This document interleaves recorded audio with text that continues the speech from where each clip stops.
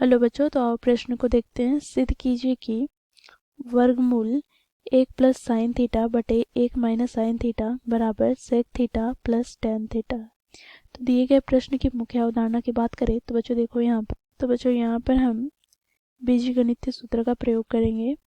यदि a minus b गुनी a plus b हो तो ये बराबर हो जाएगा बच्चों a square minus b square के। साथ ही बच्चों यदि त्रिकोणमितीय सर्वसमीकरण की बात करें तो sine square theta plus cos square theta बराबर होता है 1 के।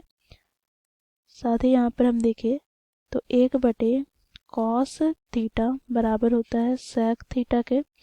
साथ ही देखो यहाँ पर टेन थीटा को हम यदि साइन और कॉस के पदों में लिखे तो ये हमें प्राप्त हो जाता है बच्चों देखो साइन थीटा बटे कॉस थीटा के बराबर। तो इस मुख्य अवधारणा की सहायता से हम दिए गए प्रश्न को सिद्ध करेंगे। बच्चों देखो प्रश्न में हमें बाएं पक्ष अर्थात LHS दे रखा है वर्गमूल 1 प्लस साइन थीटा बटे में 1 माइनस साइन थीटा। बच्चों देखो यहाँ से हम क्या करेंगे,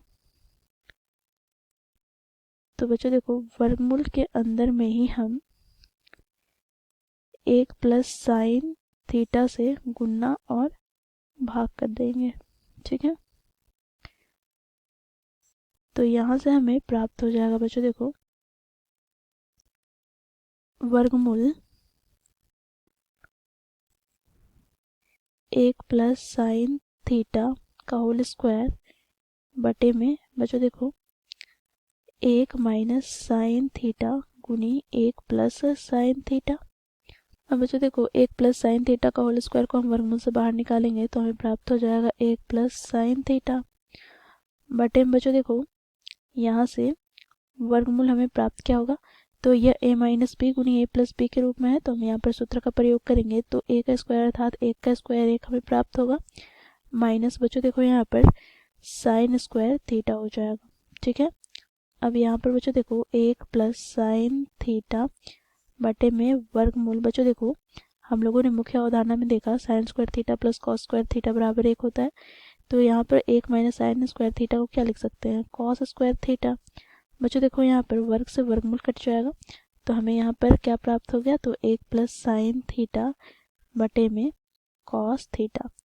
अब बच्चों इसे हम आगे सरल करते हैं तो यहाँ से हमें प्राप्त हो जाएगा 1 बटे cos theta plus sine theta बटे में कॉस थीटा।